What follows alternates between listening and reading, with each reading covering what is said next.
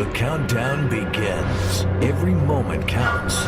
Now, for the believer, it's not where you'll spend eternity. For the believer, it's how you'll spend eternity. The decisions you make today determine where and how you will spend eternity. You will not be judged on what you did. You will be judged in the light of what you were called to do. At the zenith hour, there's no second chance. Whatever we do in this zero time determines how we're going to spend eternity. Life is but a vapor. If you really want to know the truth, every one of us are going to touch people's lives if we just do what we're called to do. This 12-part series will challenge you to confront your motives, making your life count from this moment on as you face your own eternity with great confidence on Judgment Day. Uau, isso é ótimo, amém? Você pode sentar. Eu quero que vocês se empolguem nesta manhã, amém? Certo, estamos continuando o nosso estudo sobre Movido pela Eternidade. E estamos na hora oitava, você sabe, há 12 horas no relógio. E na capa do livro há um relógio que significa as 12 horas, e a hora 12 é a hora zênite, que é onde o ápice acontece. Também é um lugar a que Jesus se refere, onde haverá a transição para o eterno. Quando o Senhor vem, Ele vem na hora da meia-noite. Então eu penso que à medida que nos movemos hora a hora até a hora 12, estaremos nos preparando para a eternidade. Amém? Bem, temos falado sobre o tribunal de Cristo. Há muitos crentes que não creem que estarão diante de Jesus, sendo Ele o juiz. Eles estão muito enganados em seus pontos de vista e pensamentos. E dizem, John, Jesus levou meus pecados na cruz do Calvário. Isso está absolutamente correto. Ele não vai te julgar pelos seus pecados. Você estará diante dele como juiz na verdade, pelas obras que você fez no corpo, sejam boas ou más. Você diz amém? As recompensas dadas no tribunal de Cristo serão de um campo muito amplo. Elas irão de você ter tudo o que você fez queimado, até o outro extremo, você reinando ao lado de Cristo pela eternidade. A eternidade é um tempo muito longo. Os julgamentos realizados no tribunal de Cristo, a Bíblia diz que são julgamentos eternos.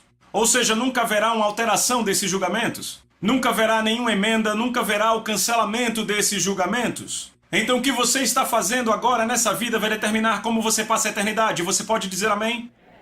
Para o crente não é onde você passa a eternidade, para o crente é como você passa a eternidade. Você imagina alguém olhando para você e dizer a forma como você viver nas próximas 24 horas vai determinar os próximos 1000 anos, onde viverá, a casa que terá, o trabalho que terá, as pessoas com quem trabalhará. Você consegue imaginar 1000 anos se você voltar?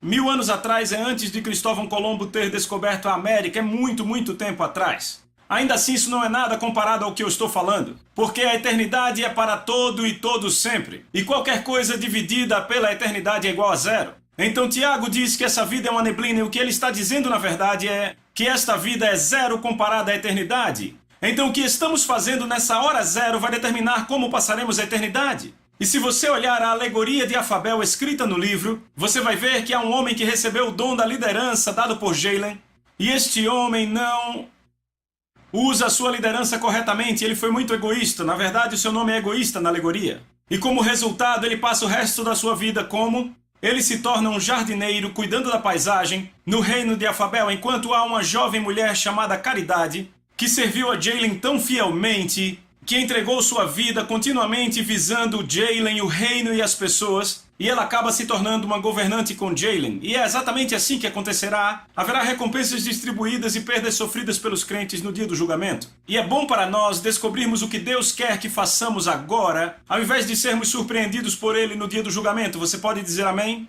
Certo, então vamos continuar agora, vendo como será o julgamento dos crentes. Vamos dividir isso em duas grandes categorias pelo resto das lições. Pelas próximas horas, temos mais 5.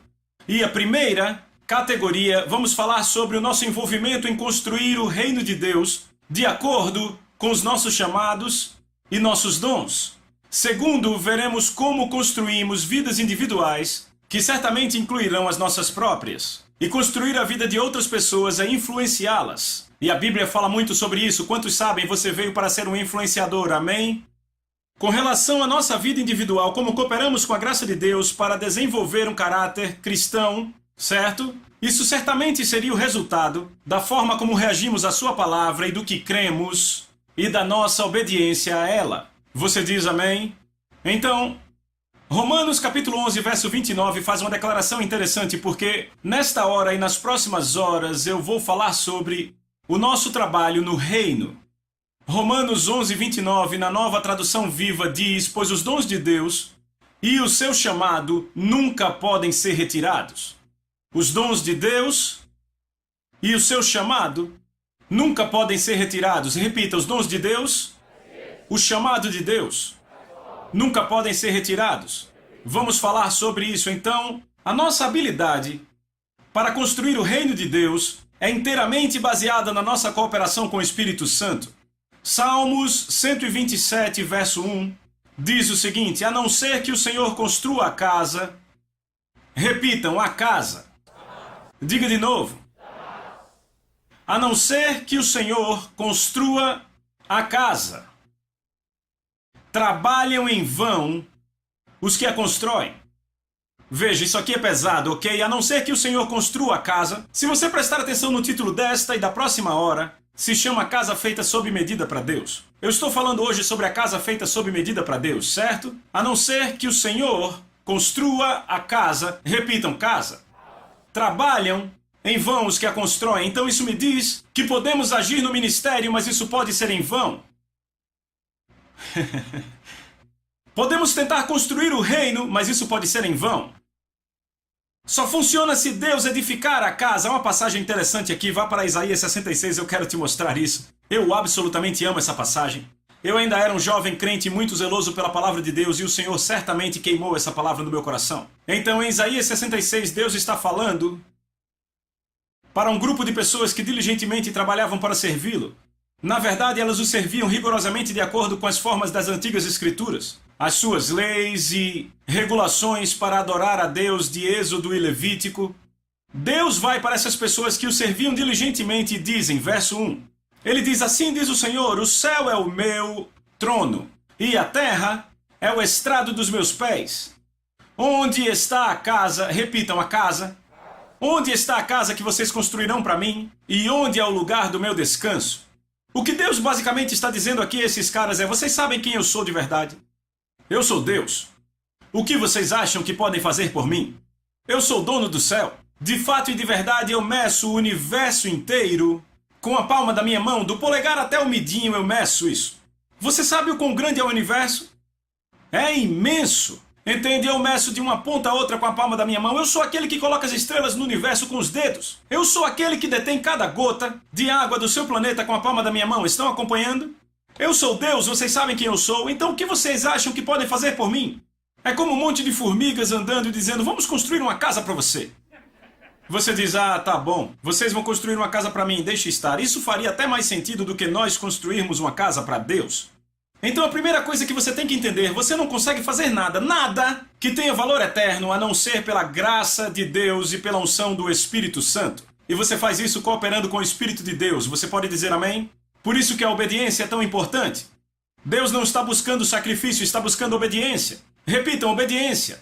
Algumas vezes eu lembro da canção Obedecer da igreja. Eu até concordo com aquela musiquinha da igreja, mas não é só ficar falando, amém? Então agora, podemos construir sem o Espírito de Deus, mas a luz da eternidade não tem valor nenhum. Então Deus diz: onde está a casa que construirão para mim? E aqui ele diz, veja o que ele diz no verso 2, pois todas as coisas a minha mão fez e tudo o que existe, diz o Senhor, mas sobre esta eu vou olhar. Repitam, olhar.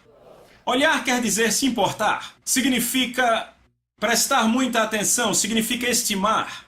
Ele vem para esses adoradores ferventes e puxa o tapete deles. Sabe, eles ocupados servindo a Deus, e Deus diz: ei, eu não preciso de vocês. Mas Jesus diz: eu escolhi vocês. Então Deus não precisa de nós, mas ele diz: foram esses que eu escolhi, é por esses que eu estou procurando. E ele continua e diz: eu cuido dos pobres, repitam, pobres, e com o espírito contrito, dos que tremem a minha palavra. Deus diz: aquele que pode construir a minha casa é aquele que é pobre. O que quer dizer pobre? É humilde. Davi se chamava de pobre, ele tinha ouro e prata, e muito. Ele tinha uma casa muito maior do que a maioria das pessoas aqui. Ele era muito rico, e ainda assim ele se chama de pobre. Pobre é humilde. Sabe, a maioria das pessoas na igreja não sabe o que é humildade. Eu acho que a maioria das pessoas pensam em humildade como sendo fraco, sem força. Isso não é humildade. Na verdade, muitas vezes na Bíblia, pessoas humildes eram confundidas com arrogantes. Estão comigo? Veja Davi. Davi foi para a batalha, seus irmãos estavam lá, escondidos atrás da rocha tremendo. E ele olha para seus irmãos, os soldados, e olha para aquele gigante filisteu e diz: quem é esse filisteu? Esse incircunciso que desafia o Deus vivo? E o irmão mais velho de Davi olha para ele e fala: quem você acha que é, seu moleque arrogante e cheio de orgulho? Nós somos os guerreiros aqui, volte para casa agora. Peraí, quem é o arrogante e orgulhoso aqui? Se você voltar um capítulo, Samuel vai para a casa de Jessé e diz a um rei entre seus filhos: e Jessé deve ser meu filho mais velho, Eliabe. Sabe, ele é enorme, cheio de músculos, não tem nenhuma gordura corporal. Ele joga no time principal da escola. Ele é quarterback no time de futebol. Sabe, ninguém passa por ele. O cara é bem dotado. Ele é um líder, tem que ser ele. Eliabe entra. E o que Deus diz a Samuel? Nem olhe para ele, eu o rejeitei. Por que Deus rejeita? Há apenas uma razão: orgulho. Então exatamente a coisa que Eliabe tinha dentro de si, ele acusa Davi de ter. Por que Davi é tratado assim? Porque ele é confiante em Deus. A verdadeira humildade é você reconhecer que você não pode fazer nada a não ser por ele. Mas isso não faz de você um coitado, porque você se levanta como Davi e diz: o Senhor é a minha força. A quem temerei? O que pode o homem fazer contra mim? A sua confiança está em Deus, assim você vai buscar a vontade dele. Se você olhar o livro de 1 Samuel, Davi é chamado de humilde, mas o que ele faz o tempo todo? Pergunta ao Senhor, pergunta ao Senhor, pergunta ao Senhor, mas o que ele está dizendo? Ele está dizendo: eu quero saber o que você quer, porque se eu souber o que você quer, eu serei bem sucedido. Mas Saul, por outro lado, orgulhoso, disse: eu fui forçado. Vem a diferença? Saul fez algo porque se sentiu forçado, Davi fez por obediência. Quando cooperamos com Deus por obediência, isso é a verdadeira humildade. Você pode dizer amém? Então ele diz: os que são pobres e os que são o quê? Contritos. O que é ser contrito? Você vê contrito e quebrantado na Bíblia. Estas coisas você deseja, ó Deus, um coração contrito e quebrantado. Eu quero usar a palavra quebrantado. O que quebrantado significa? Eu digo, a maioria dos crentes não sabe o que isso significa. Se você quiser entender quebrantado, olhe para um cavalo. Você pode ter um cavalo que é mais rápido que qualquer outro cavalo no estábulo, mas se ele não for quebrantado, quando o tempo da guerra chegar, os cavalos menos dotados e menos habilidosos vão para a batalha. Porque eles são quebrantados e aquele não. Quebrantado lida com o quê? Quando o guerreiro sobe no cavalo em direção àquela batalha, as espadas desembainhadas, o cavalo não vai desviar do seu caminho, a não ser que o cavaleiro dê a ordem. Aquele é o seu mestre, ele é completamente submisso à ordem dele. Por isso que os americanos são um dos povos mais difíceis para se pregar o evangelho, eu já preguei no mundo todo. Porque somos um povo tentando entender os princípios do reino com uma mentalidade democrática. O reino de Deus não é uma democracia, é um reino. Existe hierarquia e autoridade. Então Deus diz: a pessoa que é completamente submissa à autoridade, seja minha autoridade direta ou minha autoridade delegada. Por isso Deus nos diz para obedecer aos pais. Por isso Ele nos diz para obedecer sermos submissos aos nossos líderes espirituais. Por isso Deus diz para sermos obedientes aos nossos chefes no trabalho, para sermos obedientes às autoridades do governo. Estão comigo? Porque a autoridade dele é delegada através deles. Eu estou pregando melhor e você diz amém. Vocês ainda estão aqui? Amém. Então Deus diz: são esses que eu estou procurando, alguém que seja pobre, humilde, que seja contrito ou quebrantado, ou seja, completamente submisso à autoridade, e que trema a minha palavra. Tremer diante da palavra é obedecer instantaneamente. Você obedece quando não faz sentido, você obedece quando dói, você obedece quando não vê benefício e obedece completamente. Você pode dizer amém? Então, certo. Agora, Deus diz, veja em Isaías: onde está a casa? Repitam, a casa. Vamos, todos digam casa. Que vocês construirão para mim. Então Deus está dizendo: eu sou ilimitado no meu poder. Porque eu sou Deus, vocês sabem quem eu sou. Então ele diz: parem de tentar fazer algo para mim e entrem na esfera da obediência. Deem ouvidos ao que eu falo. E aqui está a coisa mais espetacular. Deus não precisa de nós, mas nos escolheu para se tornar dependente de nós na terra. Esse é um fato extraordinário. Porque ele escolheu fazer isso, Jesus disse: eu escolho vocês, para que vão e deem fruto. Porque Deus, na sua própria vontade, escolheu precisar de nós. Ou seja, ele precisa de nós para cooperar com ele para construir sua casa. É por isso que a Bíblia nos chama cooperadores. Você já ouviu? Sabia que podemos limitar a Deus? Sabia que Salmos diz que os descendentes de Abraão limitaram o Santo de Israel? Salmos 78, 41. Sabia que Jesus disse aos líderes da sua nação, ele disse assim: vocês nulificam, tornam vã e sem efeito a palavra de Deus com as tradições. Os líderes tornaram nula e vazia a palavra de Deus por causa da tradição. Os descendentes de Abraão limitaram o santo de Israel. Então você pode limitar a Deus? O que ele faz na terra? Mas quantos sabem que Deus não será limitado? Parece algo confuso, mas não é. Estão comigo? Vai fazer sentido daqui a pouco. Vá comigo para 1 Coríntios. Porque Deus escolheu tornar a si mesmo dependente de nós na sua obra na terra.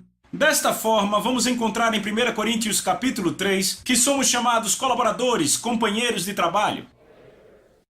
Em 1 Coríntios capítulo 3, eu quero que vocês notem isso. Vejam o verso 9. Paulo diz: pois somos companheiros de trabalho de Deus. Essa palavra companheiro de trabalho é colaborador ou sócio, outras traduções dizem. Então repitam: companheiro de trabalho. Nós trabalhamos juntos. Cooperadores com Deus, ou seja, Deus e nós trabalhamos juntos. Lembre que Deus disse: a não ser que Deus construa a casa, em vão trabalham os construtores. Mas Deus, para construir essa casa, como Ele faz? Através de nós. Somos chamados cooperadores, entendem isso? Agora veja isso. Ele diz, verso 9, ele diz: somos companheiros de trabalho de Deus ou cooperadores. Vocês são campo de Deus. Vocês são edifício de Deus. Repitam: edifício. Paulo nos diz que somos edifício de Deus. Agora lembre o que Deus disse: a não ser que Deus construa a casa. Repita: casa. Deus disse: onde está a casa? Repita: casa. E aí Paulo vem e diz: vocês são a casa de Deus. Então, no que diz respeito a sermos casa dele, Pedro diz o seguinte em 1 Pedro 2,5, na Nova Tradução Viva. Pedro diz: Deus está edificando vocês como pedras vivas no seu templo espiritual. Deixa eu ler para vocês como diríamos hoje. Deus está edificando vocês como pedras vivas na casa dele. Sua casa feita sob medida. Eu estou pregando para mim mesmo e feliz. Então, a partir de 1 Coríntios 3,9, vemos que temos dois papéis na casa. Número 1, somos o material de construção. Somos as pedras vivas. Eu estou pregando e me alegrando. Número 2,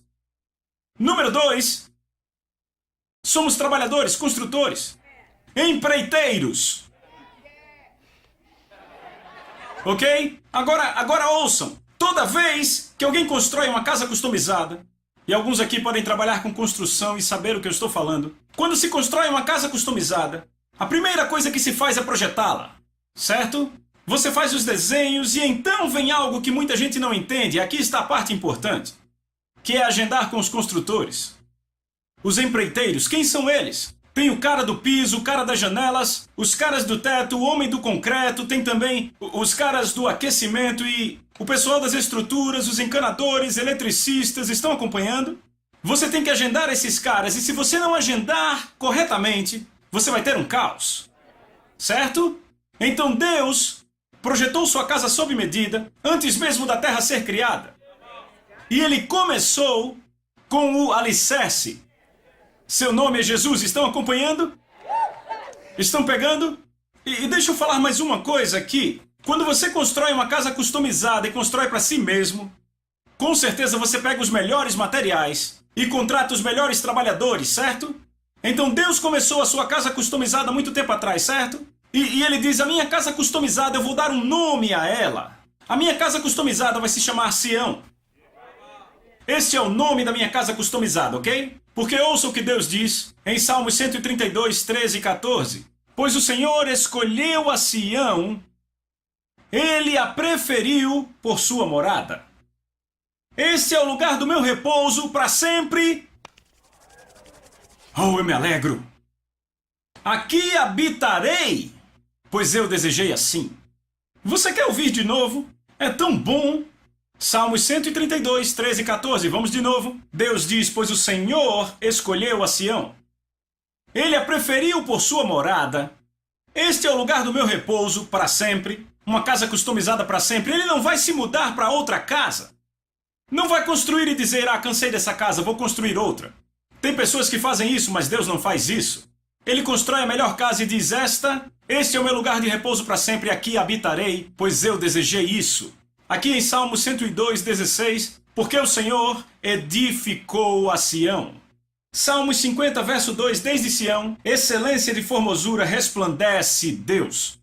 Certo? Ele tem trabalhado nessa casa por alguns milhares de anos, não é? Ele preparou o plano antes que o homem fosse colocado na terra.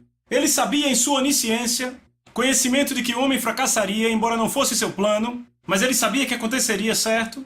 Então ele disse, eu vou começar a minha casa com uma fundação. Então lemos em Isaías 28:16. Eis que ponho em Sião uma pedra na casa dele.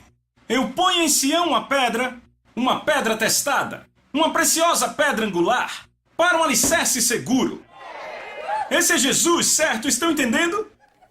Então Pedro diz em 1 Pedro 1:20 que Jesus foi pré-ordenado antes da fundação do mundo, certo? Essa é a preciosa pedra angular experimentada. Então Jesus não é apenas a pedra fundamental e angular, mas ele é o empreiteiro-chefe.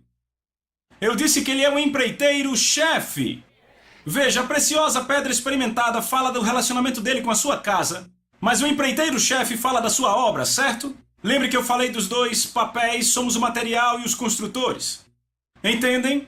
Então ouçam o que Jesus disse sobre o seu trabalho como empreiteiro-chefe. Ele executou com perfeição porque em oração falou assim, em João 17:4, eu consumei a obra que me confiaste para fazer. Certo? Você vê isso? Então vamos falar do trabalho dele como empreiteiro-chefe. Certo? O Pai iniciou todo o projeto contratando Jesus no tempo determinado, Gálatas 4:4, no tempo determinado Deus enviou Jesus. Então ele contratou todos os operários, os colaboradores, eu e você, certo? No entanto, eles não seriam apenas os operários, mas também seriam o material da casa, sabemos por 1 Pedro 2:5. Deus edifica vocês como pedras vivas, certo? Eu acabei de ler isso. Mas ele também nos ordenou para sermos empreiteiros, porque Efésios capítulo 2, verso 10 na NVI diz assim, porque somos criação de Deus realizada em Cristo Jesus para fazermos boas obras, as quais Deus preparou antes para nós fazermos. Então isso fala de nós como empreiteiros, vem isso? Certo, então? Note que ele preparou nossas tarefas, o quê? Antes. Posso ler de novo? Porque somos criação de Deus realizada em Cristo Jesus para fazermos boas obras que Deus preparou antes. Repitam, que Deus preparou antes. Para fazermos. Sabemos por Hebreus 4:3 que as obras estavam concluídas desde a fundação do mundo. Estão comigo? No entanto, com relação às nossas atribuições pessoais como operários, a única coisa que encontramos escrita é que elas foram dadas antes de termos nascido. Davi diz em Salmo 139. Certo? Salmo 139, veja o que Davi diz, é a nova tradução viva. Se você não tem essa versão, apenas ouça. Verso 16. Davi diz, tu me viste antes que eu nascesse. Cada dia da minha vida foi registrado no teu livro. Cada momento foi designado antes que um único dia se passasse. Você entendeu isso? Leia de novo, olhe na projeção ali na tela. Tu me viste antes que eu nascesse. Cada dia da minha vida foi registrado no teu livro. Cada momento, repita, cada momento, foi designado antes que um único dia se passasse. Cada momento foi designado antes que um único dia se passasse. Veja, isso está em linha com o que Paulo diz.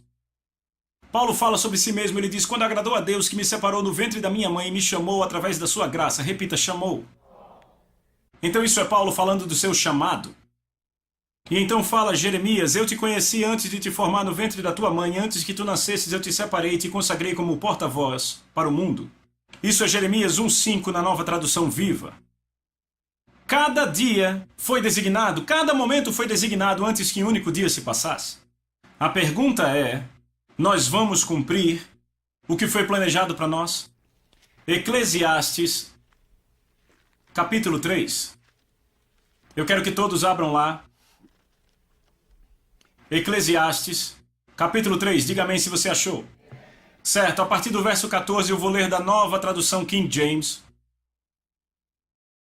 Eu sei que o que quer que Deus faça, isto será para sempre. Nada, todos gritem, nada. Nada pode ser adicionado a isso. É o que Deus estava falando àqueles caras em Isaías 66. O que acham que estão fazendo? Nada pode ser acrescentado. A não ser que Deus construa a casa em vão trabalho. Repitam, nada pode ser adicionado. Eu sei que o que quer que Deus faça será para sempre. Nada pode ser adicionado a isso. E nada, repitam, nada tirado disso. Deus faz assim para que os homens o temam. Você viu isso? Eu estou construindo uma casa sob medida. Eu vou conseguir terminar. Você não pode adicionar nada, nem pode impedir que ela seja terminada. Mas é aí que entra a sua parte. Próximo verso. Aquilo que é, já foi. Aquilo que será, já foi. Peraí, o que isso quer dizer? Aquilo que é, já foi, e aquilo que há de ser, já foi. Cada momento da minha vida foi escrito no seu livro. Cada segundo da minha vida foi escrito no seu livro antes de eu nascer. Aquilo que é, já foi. Aquilo que há de ser, também já foi. Agora veja o que ele continua dizendo, e aí fica assustador. E Deus requer a prestação de contas daquilo que é passado. Olhe para mim. Aquilo que é, já foi na mente de Deus. Tudo na minha vida está escrito no seu livro antes de nascer. O que há de ser, já foi também na mente de Deus antes de eu nascer. Mas aquilo do meu passado, eu vou prestar contas. No trono do julgamento. Ou seja, eu cumpri o que ele escreveu para eu fazer? Ou será que eu fiz a minha própria coisa?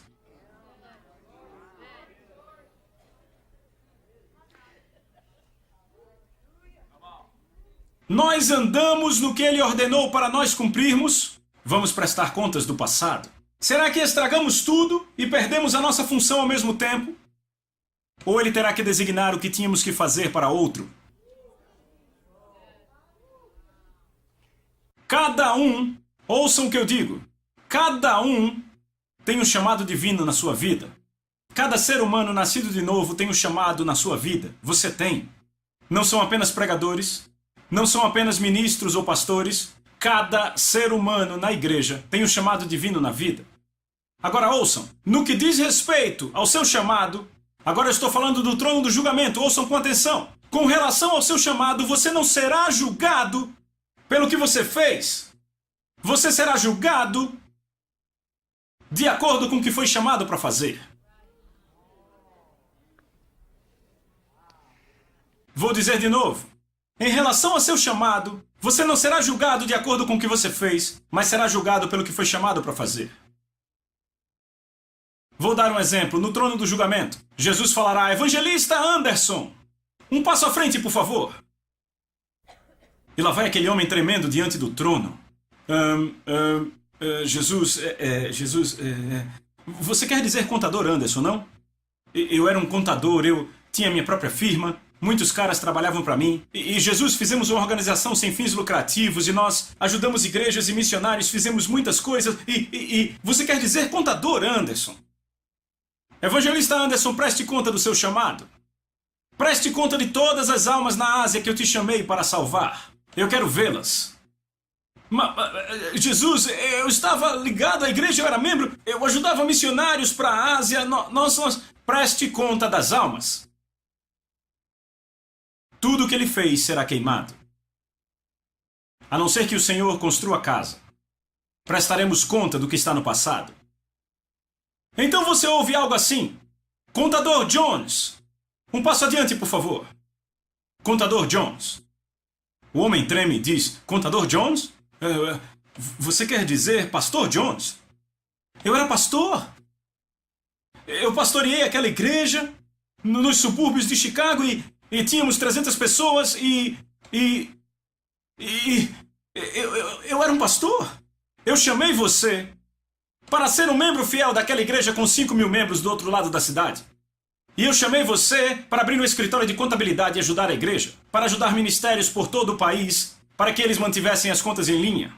Você me obedeceu. Todas as almas que seu pastor tivesse tocado do outro lado da cidade onde você seria membro, teriam sido creditadas a você 5.000 almas. Teriam sido creditados a você todos os ministérios que seu trabalho como contador ajustasse. Você receberia crédito por essas almas. E a sua igreja com 300, bem, não era minha vontade, tudo será queimado. Ainda estão aqui? Isso está na Bíblia. Não faça essa cara de cachorro que caiu da mudança, está na Bíblia. Você não sabe, eu tenho viajado por 17 anos. Eu tenho visto pastores presidentes que eu sei no meu espírito que deveriam ser auxiliares, mas por orgulho abriram sua própria igreja. Eu vejo pastores auxiliares dividirem igrejas e abrir igrejas que eles não deveriam abrir. Tenho visto homens de negócios, ouça, que deveriam estar no ministério, e mulheres de negócios que deveriam estar no ministério, e eu tenho visto pastores que eu sei que deveriam estar no mercado de trabalho trabalhando como executivos. Eu tenho visto pessoas casarem com a pessoa errada e, como resultado, nunca cumprem seu chamado. Esta é a coisa número 1 que o inimigo vai usar, ouviram, jovens? Para te tirar do chamado de Deus para sua vida, fazer você casar com a pessoa errada, número 1. Eu vejo pessoas não cumprindo seu destino porque são muito interessadas em esportes, ou muito interessadas em compras, ou muito interessadas em TV, ou muito interessadas em prazer. Eu vejo pessoas que deveriam estar nos esportes e querem ser pregadores. E eles deveriam estar no mundo dos esportes. Eu tenho um amigo muito querido, ele é golfista, e ele estava nos nossos encontros no ano passado, e ele, em conferências com 4.000 pessoas, e eu tive o privilégio de estar com eles, e ele estava lá com a esposa dele, e eu lembro de orar por ele, ele caiu no chão, ficou lá 20 minutos, o poder de Deus o acertou, ele levantou e disse, John, Deus me disse que eu devo focar no golfe. Eu disse, graças a Deus. Porque ele era tão apaixonado pelo ministério. Ele queria pregar em igrejas quando estava em turnê pelo esporte. E sabe o que mais? Esse ano ele foi melhor que o ano passado. Ele ficou entre os 5 melhores desse ano. E ele será ainda melhor porque Deus o chamou para aquele mundo. E ele está levando pessoas ao Senhor naquele mundo. Estão comigo? Então alguém diz, mas John, qual é o meu chamado? Bem, a primeira coisa é... Você foi chamado para cumprir o seu destino, não o meu. Então a pergunta principal será, qual o meu chamado? Você sabia que Deus vai te mostrar teu chamado? Mas sabia que tem muita gente que não sabe disso? E eu te digo por que as pessoas não sabem. 3 razões pelas quais as pessoas não sabem seu chamado. Razão número 1. Elas não buscam a Deus avidamente.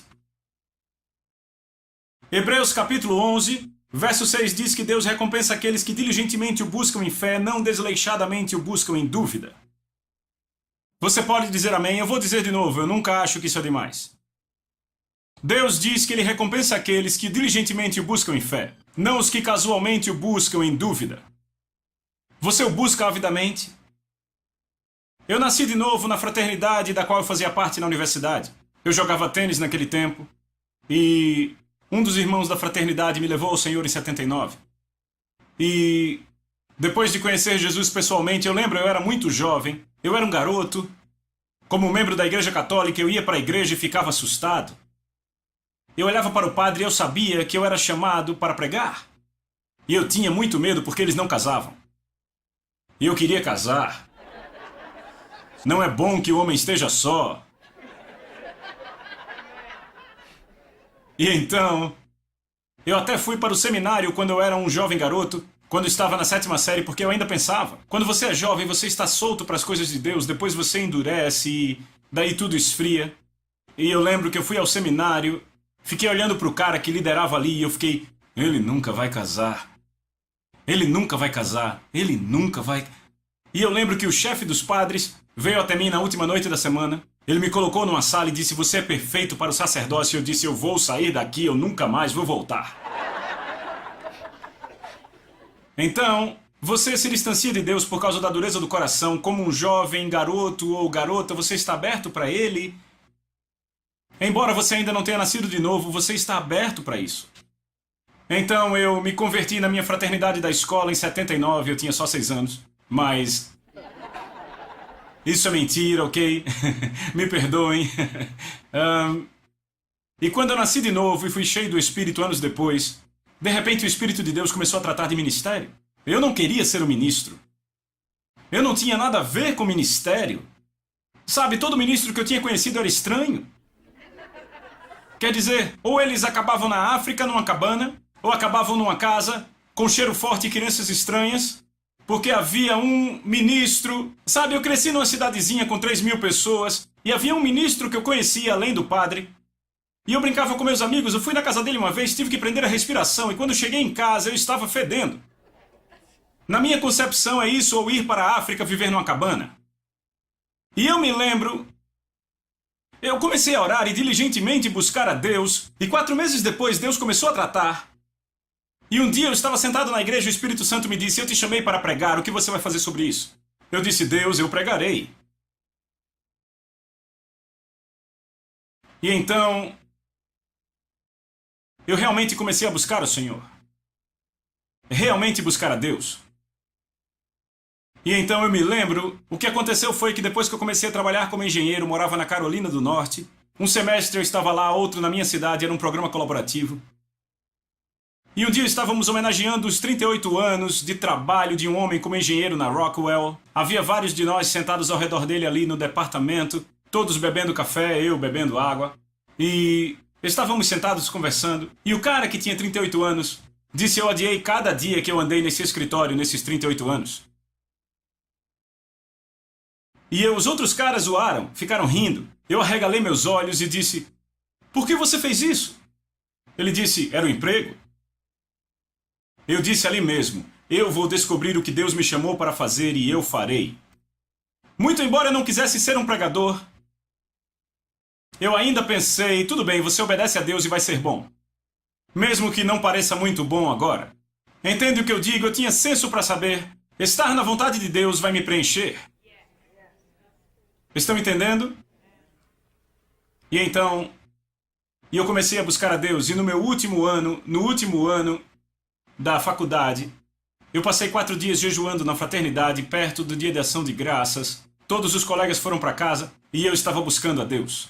Eu buscava com todo o meu coração. E depois desses 4 dias eu sabia o que eu era chamado para fazer, e depois disso Deus começou a me dar imagens e palavras para pessoas. Eram palavras vindas do céu.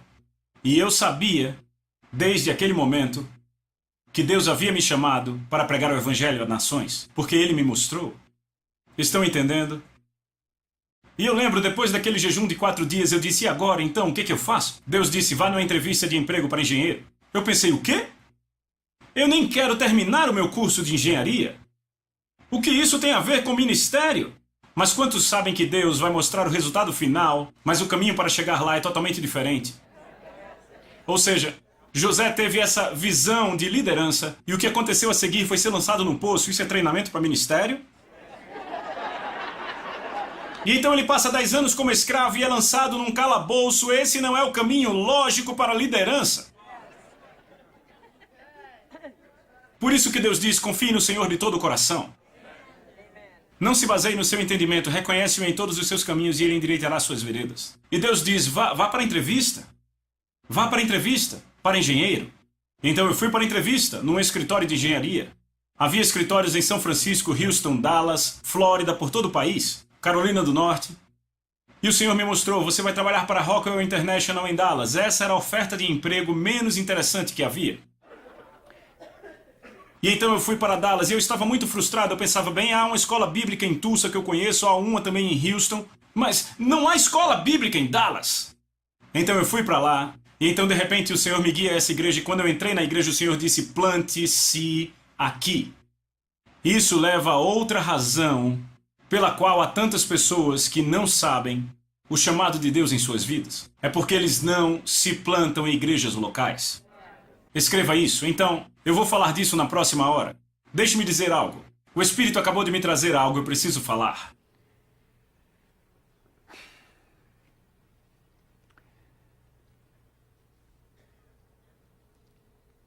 Cada momento da sua vida foi escrito antes de você nascer. Cada um de vocês tem um chamado. Eu estou pensando em alguém da minha equipe que tem um dos mais interessantes testemunhos de um dos membros da minha equipe que pastoreia uma igreja de 4.000 pessoas na Carolina do Norte. Em 1991, quando ele tinha 45 anos, Deus o mandou pegar seus 4 filhos, sair de Dallas e começar uma igreja lá na Carolina do Norte. Ele começou uma igreja com 13 pessoas e hoje a igreja tem mais de 4.000 pessoas. É uma igreja maravilhosa, absolutamente maravilhosa. Ou seja, os testemunhos, se eu começar a falar dos testemunhos das pessoas que foram salvas nesta igreja, são totalmente estarrecedores. A igreja continua a crescer, construir um belo prédio. E o pastor notou que havia um senhor de cabelos brancos que vinha toda vez para cada um dos cultos. E o homem sentava lá atrás, muito bem vestido, com um terno bonito, uma aparência distinta, e lágrimas lhe escorriam pelo rosto. E o meu amigo pastor e seus conselheiros ficavam se perguntando por que aquele homem sempre vem e chora, porque eles sentiam que não era como se ele estivesse sendo tocado pelo Espírito de Deus, mas ele sentia que ele chorava mais por culpa. Ele não conseguia entender. Mas ele não queria se aproximar do homem, ele queria deixar para ver o que acontecia. Então, finalmente, aquele homem se aproximou de um dos pastores auxiliares e olhou para o pastor auxiliar e ele disse: em 1981, Deus me disse para começar uma igreja exatamente neste lugar. Ele disse: na verdade, ele me deu um sonho e me mostrou a igreja. E ele disse: o sonho era tão vívido e claro que eu fui a um profissional especializado em desenhos de ambientes. Ele disse: mas então eu enfrentei alguma resistência. Ele disse: então eu comecei a não querer mais fazer aquilo por causa da resistência. Eu até fiz umas viagens como ministro. Ele disse: mas eu acabei não me dando bem e voltei para o mundo dos negócios. Ele olhou para o pastor auxiliar e disse: eu quero te mostrar algo. Ele puxou um documento e começou a desenrolar aquele papel. Ele disse: esse é o desenho artístico do prédio que Deus me mostrou. Era exatamente o prédio que eles tinham construído.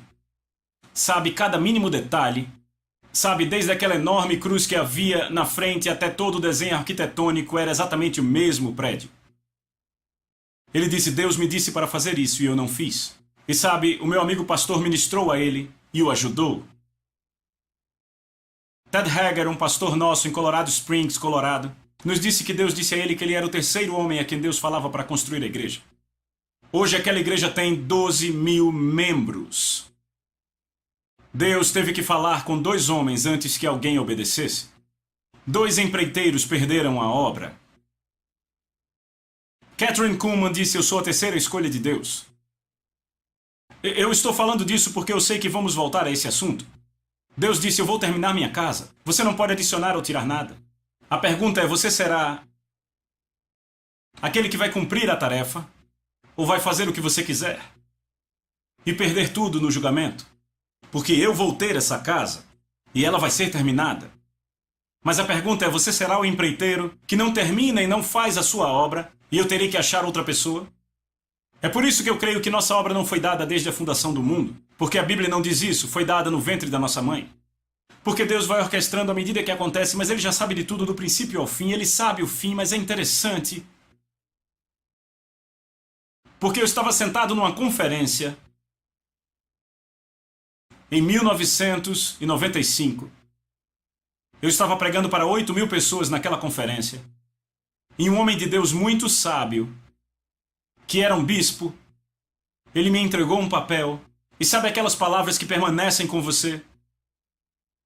Eu abri aquele papel e ali dizia: houve outros homens que Deus chamou para pregar e fazer as coisas que você vai fazer, mas eles não cumpriram suas tarefas. Então você recebeu essas tarefas, que eram as tarefas originais de outros homens. Eu nunca me esquecerei disso. Eu recebi isso daquele bispo. E eu percebi que há soberania. Deus diz: eu construirei minha casa, vou terminar. Mas então há o livre-arbítrio. E Deus diz: você tem uma escolha, mas prestará conta do passado. Cada momento já foi designado. Mas será que você cumprirá? Isso é algo para se pensar, não é? Pai, em nome de Jesus, obrigado pelo que você nos deu nesta hora. E, Senhor, continuaremos. Eu te peço para nos revelar a tua vontade em nós, em nome de Jesus. Amém. E eu te digo, iremos para a segunda razão. Eu não acabei de falar disso. Há 3 razões. Falaremos da próxima razão, que é sobre plantar na próxima hora. Vejo vocês lá. Coming up in hour 9, John teaches us about the unchangeable, eternal judgments of God, the place and calling God has for every believer, the importance of being planted in a local church. These things and much more are next in hour 9, God's Custom House, Part 2.